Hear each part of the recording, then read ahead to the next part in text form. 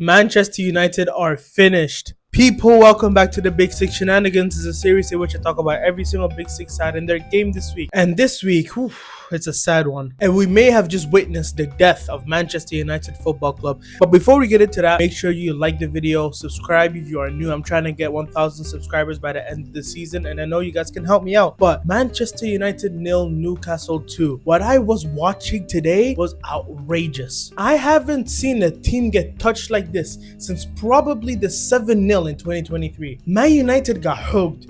They got absolutely played off the park in those first 45 minutes. It got to the point where I was contemplating whether it's right for me to watch this. Like, I thought it would be haram for me to watch this kind of demolition. What Newcastle did today. Bro, Zirkzee got hooked after 30 minutes of football. And the fans booed him off the pitch. You know how bad a feeling that must be? I mean, he played horribly. The amount of times he gave the ball away to a Newcastle player was outrageous. But to get booed, oh my lord. And you can see he did not want any part of that. He grabbed his jacket, went down the tunnel, and apparently he was crying in there. As like a human being, I feel bad for him, of course. But back on this performance for Manchester United, Isak put them ahead in the first 4 minutes, and from then I knew United, just pray you don't get 6, 7, 8. I mean, from the first half, Newcastle scored 2 goals, but they should have scored 4, 5. Tonali missed an absolute sitter. Like, United got touched. And I'm assuming Eddie Howe was watching this performance. He's like, yo, we're low-key doing too much. We might get arrested for touching these guys like this. They got into halftime. He probably told them to calm down. The way they were diddling United in the first half was a little too much. Told them to calm down, second gear, so they don't get arrested for touching these guys. And in the second half, United, of course, had the possession more.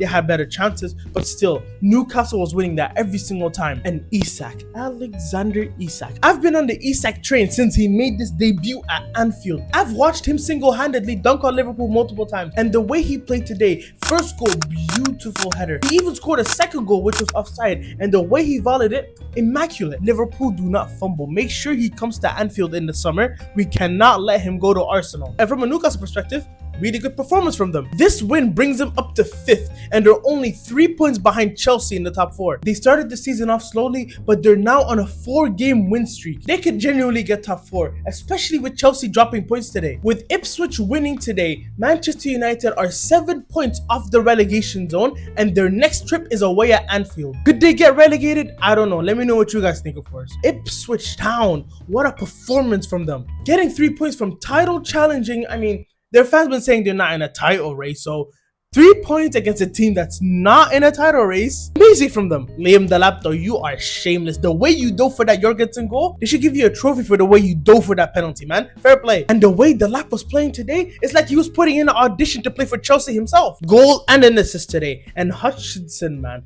former Chelsea player, dunking on them. And you see the amount of acrobatic stunts he did when he celebrated. Most players, when they score against their former club, they're humble, keep it up. Even if they celebrate, they're gonna do a little something, you know. But Hutchinson is doing backflips and everything. I would be so vexed as a Chelsea fan. And Maresca, you're low-key at fault. You took off Felix, who was probably one of your better players in that first half. He started Nkunku over Jackson. Nkunku is not a striker. We both know this. Playing Disasi as a right back, knowing that I can probably outpace that dude. Bro, what are you thinking? Disasi completely at fault for that second goal. Why wasn't he looking at where he was passing? And Cole Palmer, where were you today? I told you guys after the Fulham game, when he plays in London, the best player of all time. But when he steps out of London, it's like watching Anthony. All jokes aside, I think Palmer was Chelsea's best player today. Him and Felix were the 2 best in that first half, 100%. He hit the bar from a free kick too, but I was trying to run my agenda. Let me land. But still, this is not good from Chelsea. Back-to-back losses against Fulham and Ipswich Town of all teams. Newcastle now 3 points behind them. This top 4 race is getting scary. Moving on now, Tottenham 2, Wolves 2. And Tottenham are probably just as bad as Man United. I mean, they're good enough to beat Manchester United, so let's give them that respect, but still, they are horrible. Wang Hee-chan opens the score, and Bentancur must have been confused at why his players were not celebrating. Funny thing is, he scored the equalizer minutes after that, and Son had the chance to make this a hilarious game. After what Bentancur said to get that 7-game ban, imagine both the Koreans and him getting on the score sheets. That would be perfect. But no, Son had to bottle it, of course. It's that Tottenham gene in him, man. You can't beat it. And speaking of being, Johnson's trying to beat the allegation so badly. He's trying so hard to not be a purple patch player. Cooley sets him up for a perfect goal to make it 2-1. First try to hold out for a 2-1 win, but Strand Larson, what a finish that was from him. It reminded me of the Aguero goal against Liverpool, if you guys know, in 2018. Back against the goal, turns,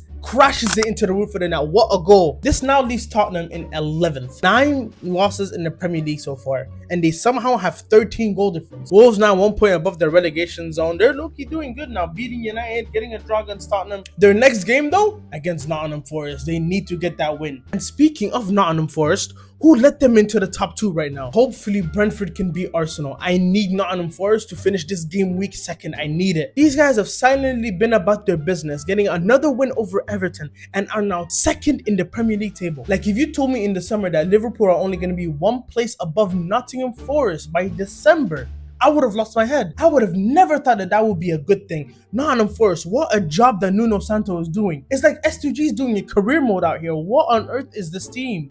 I really hope they could get top 4. Nottingham Forest used to dominate the Champions League in 1979 and 1980. For them to be back in the competition would be beautiful. And the fact that they finished 17th last season in the Premier League and were finishing 17th in the Championship 5 years ago, what a comeback. I don't think Man United could ever have a comeback like this though. And here's the interesting part. Nottingham Forest and Liverpool play on January 14th. It could be a title decider. Okay, I'm joking, of course. I don't think Nottingham Forest are going to be in the title race at the end of the season, but still, it's something fun to think about. What a game. What a season they've been having, actually. What a season Nottingham Forest have been having. Brentford, beat Arsenal. I need Forest to finish 2nd right now. Liverpool, of course, 5-0 win over West Ham. We're the best team in the world. Nobody can actually stop us. I made a whole match reaction for that game. If you want to watch it, it's going to be in the description. But overview, Salah is the GOAT.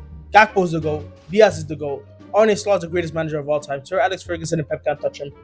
Jota, finisher. Gravenberch, what a player. Like, how did we go from Hooferson and Fabinho in 2023 to now peak McAllister, Jones, Gravenberch? We haven't even gotten Szoboszlai or Elliott into the team yet.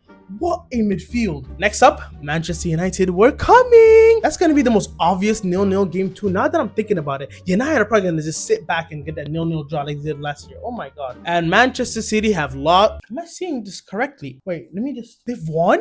They've won a football game? Manchester City won. Congratulations. Savinho goal. Oh my bears. How did we concede to this trash Leicester team? How did we concede to them? Vardy, you have blood on your hands. Savinho was there for a tap-in. Haaland got a header. You look, he was on some mad shit in like the first half. He was trying to do dribbles, dropping shoulder. Haaland, you had that in you? Pep gets his first win in like how long? I don't even know at this point. 2 wins in 13. Top 4 race, bro. This top 4 race is getting crazy. I'm about to tune into all the Chelsea, City, Bournemouth, Newcastle. I'm about to tune into all those games. Even Arsenal at this point, they're in the top 4 race. Fulham 2-2, Bournemouth 2-2. I thought Bournemouth would beat Fulham, to be honest. Villa 2, Brighton 2. Really good comeback from Brighton. That Lamptey goal. Crystal Palace, Southampton, nobody really cares. Arsenal, Brentford tomorrow. Brentford, do something. But that's going to be it from this video. Hopefully you guys enjoyed it. Make sure you hit that subscribe button. Like the video. I'm trying to get to 1,000 subscribers by the end of the season. I know you guys can help me. And hopefully y'all have a great weekend. See you guys on Sunday. Have a good night.